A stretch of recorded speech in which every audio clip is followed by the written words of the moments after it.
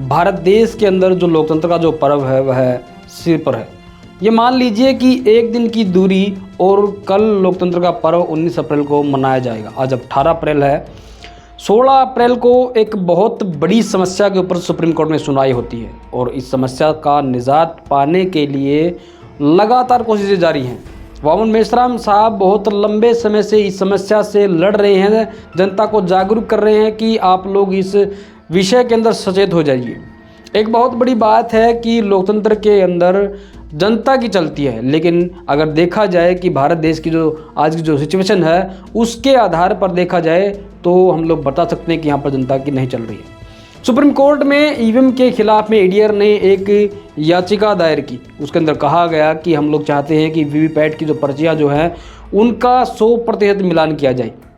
उसके साथ में एक खास बात और भी सामने आई है कि एडीआर जो है वह चाहते हैं कि पूर्ण रूप से अगर ईवीएम को किसी भी तरीके से बैन किया जा सके और बैलेट पेपर पर लौटा जा सके तो उसके ऊपर भी विचार किया जाना चाहिए। सुप्रीम कोर्ट में तगड़ी बहस हो रही है और इस तरीके की जो बहस थी उसको देखने के बाद पता चल रहा था कि शायद कुछ हद तक हो सकता है कि एडीआर की जो याचिका है वह काम कर जाए, लेकिन जो वकील जो थे उनकी जो दलीलें जो है वह देख करके ऐसा लग नहीं रहा है कि ईवीएम के ऊपर कोई फैसला आएगा या फिर 100% जो पर्चियाँ जो मिलाने का जो मामला है उसके ऊपर भी कोई बात सामने आएगी। ईवीएम बैन करने की तो बहुत बड़ी बात है। आपको एक बात बता दें कि सुप्रीम कोर्ट में जब जस्टिस ने पूछा कि आप लोगों को समस्या क्या है, आप लोग क्यों इसके ऊपर सवाल खड़े कर रहे हैं, क्योंकि इससे पहले 40 बार सुप्रीम कोर्ट ने इससे पहले 40 बार ईवीएम के खिलाफ में जो याचिका लगाई गई थी उनको खारिज किया है। बहुत बड़ी बात है जो कि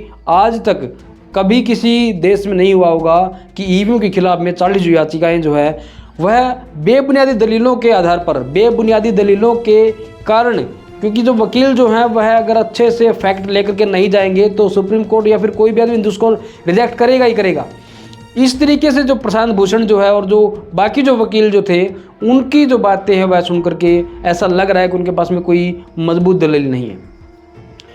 सुप्रीम कोर्ट ने पूछा कि आप लोग इस तरीके का जो याचिका जो है वह क्यों दायर कर रहे हैं। तब वहाँ पर जो मौजूद जो वकील थे वह बता रहे हैं कि पिछले जो समय में देखा है कि जो जापान जैसे जो डेवलप्ड जो कंट्रियाँ जो हैं या फिर देश भर में जिन देशों ने ईवीएम की तरफ रुख किया था वह दोबारा से बैलेट पेपर पर लौट गए हैं। उसके साथ में प्रशांत भूषण ने कहा कि अगर देखा जाए कि हम लोग वहाँ पर पहुँच जाएँ, बैलेट पेपर पर पहुँच सकते हैं तो क्या होगा। यहाँ पर सुप्रीम कोर्ट ने कहा कि आपको याद होगा कि बैलेट पेपर पर क्या चुनौतियाँ सामने आती थी। क्या 60 करोड़ वोट आज के समय में जो वोटरों की जो संख्या है वह 60 करोड़ है। क्या 60 करोड़ वोटों को गिना जा सकता है।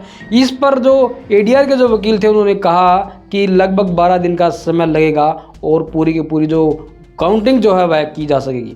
लेकिन सुप्रीम कोर्ट ने कहा कि पिछला जो एक समय जो था जिसके अंदर बैलेट पेपर की जो चुनाव के जो बैलेट पेपर यूज़ किए जाते थे उनकी जो गिनती होती थी उनके अंदर क्या समस्याएं आती थी। बहुत सारी जो बातें यहाँ पर हुई हैं और उसके साथ में खास बात यह भी है कि जो वकील जो थे वह दलीलें सही से पेश नहीं कर पाए या फिर उनके पास में वो दलीलें नहीं थी जिनके आधार पर ईवीएम को पूर्ण रूप से बैन किया जा सके।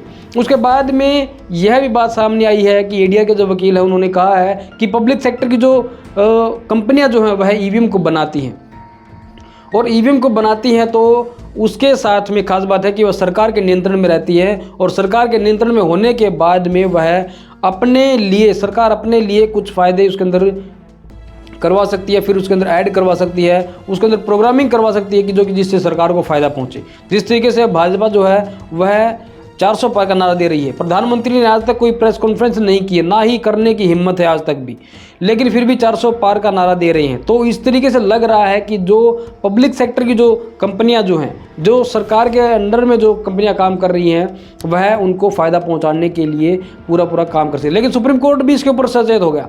सुप्रीम कोर्ट ने कहा कि क्या आपको तब अच्छा लगेगा कि जब उसको प्राइवेट कंपनियाँ बनाई। मतलब सुप्रीम कोर्ट भी चाहता है कि ईवीएम के ऊपर ही बना रहा जाए। जिस तरीके से दलीलें जो पेश की गई हैं वह ऐसा लग नहीं रहा है कि इस बात के ऊपर सारी की सारी बातें ईवीएम को हटाने के लिए सही रहेंगी। क्योंकि भारत देश के अंदर बहुत सारी जो बातें हैं वह ऐसी भी आई है कि आदमी को, कैंडिडेट को खुद का ही वोट नहीं मिला है। ऐसी भी बातें हैं, ऐसी भी बातें हैं कि पोल वोट से ज़्यादा वोट काउंट हुए हैं। ऐसी भी बातें भारत के अंदर पिछले समय में देखने को मिली है। ऐसी ही बातें बहुत सारी जो चीज़ें हैं वह पहले भी देखने को मिली है, जो कि लोगों के पास में ऐसी जो चीज़ें हैं वह सामने आई हैं कि आदमी, कैंडिडेट और पार्टी के कैंडिडेट, बसपा के कैंडिडेट को एक बार पूर्ण रूप से अपना ही वोट नहीं मिला था। उसके परिवार के लोगों ने वोट डाला होगा, रिश्तेदारों ने वोट डाला होगा, उसके जो पार्टी वाले हैं उन लोगों ने वोट डाला होगा, लेकिन उसको खुद का ही वोट नहीं मिला। बहुत सारी चीज़ें ऐसी भी हैं, लेकिन वकीलों ने वहाँ पर ऐसी दलीलें नहीं दी गई। उसकी सुनवाई आज फिर से है और आज देखते हैं कि सुप्रीम कोर्ट में किस तरीके से ईवीएम के ऊपर बहस होती है और वहाँ पर ईवीएम को बैन किया जाएगा, बैलेट पेपर की चुनाव जो गिनती जो है 100% होगी या नहीं होगी, या फिर उसके साथ में जो तीसरा जो एक मामला जो है, जो कि एडीआर के वकील बता रहे हैं, उन्होंने तीसरा विकल्प और भी दिया है कि ऐसा भी हो सकता है कि ईवीएम के अंदर बटन दबाया जाए, वीवीपैट से पर्ची निकल करके मतदाता को मताधिकार का जो इस्तेमाल कर रहा है उसको मिले और वह फिर बॉक्स में डाले और उसकी गिनती की जाए और फिर ईवीएम से मिलान किया जाए। यह जो विकल्प है यह भी अच्छा खासा विकल्प है, लेकिन सुप्रीम कोर्ट का जो मूड है वह अभी लग नहीं रहा है कि वह क्या करेगा। हम लोग आपके साथ में बने रहेंगे, आप लोग वीडियो को शेयर जरूर कीजिए और ताकि लोगों को पता चले कि आज के समय में लोग किस तरफ जा रहे हैं और किस तरफ वह अपना काम कर रहे हैं। Thank you.